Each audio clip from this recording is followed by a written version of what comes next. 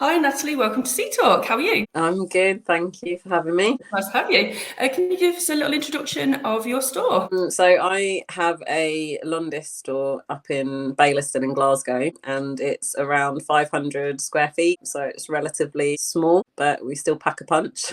I've had the store for 16 years. I moved up to Scotland specifically to start it and open it from scratch. Wow, 60 years is a long time as well. I know.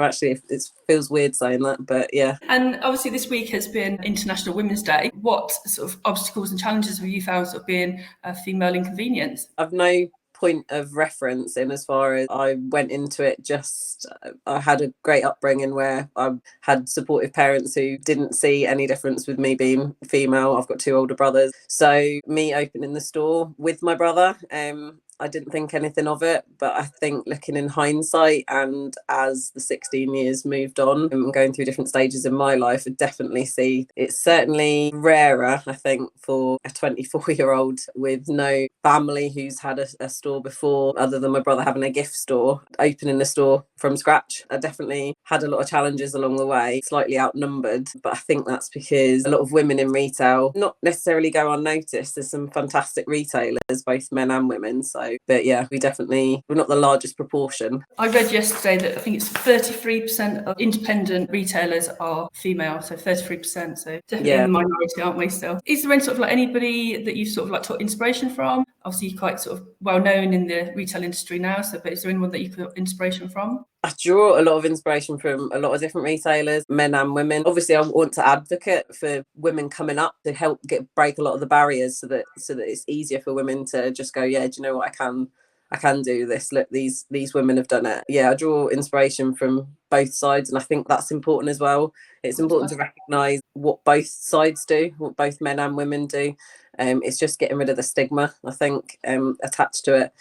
But I think that's women in general, and that goes through to wholesale as well as to retail. So all the stages in the convenience chain, it's not just us that are running shops. It's seeing how women are looked at as reps that come in from manufacturers, our suppliers, right through to the trade press as well. So it's just about just talking about it and having the discussion, and not being afraid to talk about it, and it's not taboo and it's not uncomfortable. Where it does make some people feel uncomfortable is if you're making like a scene, causing a scene. But that's associated with what the problem is with how women were perceived as working mums, which is what I mean by the different stages in our life, like through me starting, I was 24. My now husband was down in England. I just was like, see ya, I'm going to open a shop.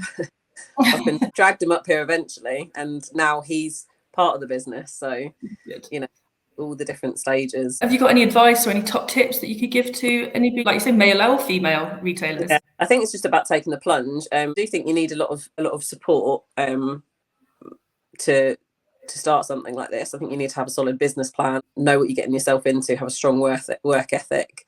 I think if you tick a lot of those boxes, you want to open a store, you think this is, this could be the life for you. Don't do it just to make a quick buck. It's not that's not what this is about. This is about passion, and you have to like people. Even if you don't plan to work in the store, you will for at some point, and you need to connect with the community. So the retailers are very sort of community minded and have a lot to do in the community, don't they? Yeah, so if you have a strong moral compass, a good work ethic, and you've got a good head on your shoulders, then go for it. I was like, commit to it. And at the beginning, even when it seems really difficult, which it is, I don't think there's anybody that goes into it, steps into this and it's easy.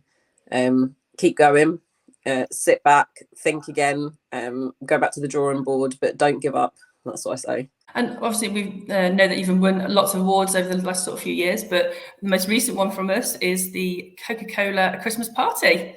I know.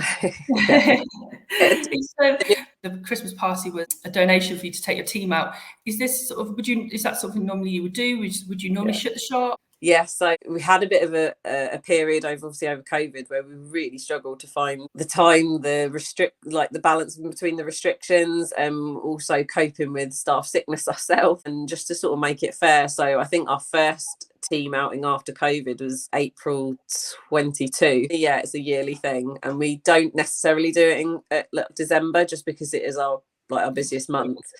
Tends to be January, but this year it was February. We've got a picture of the team here all out. That's us, yeah. We decided to go a little bit different this year. We put it to the team, said, look, guys, we've won this prize.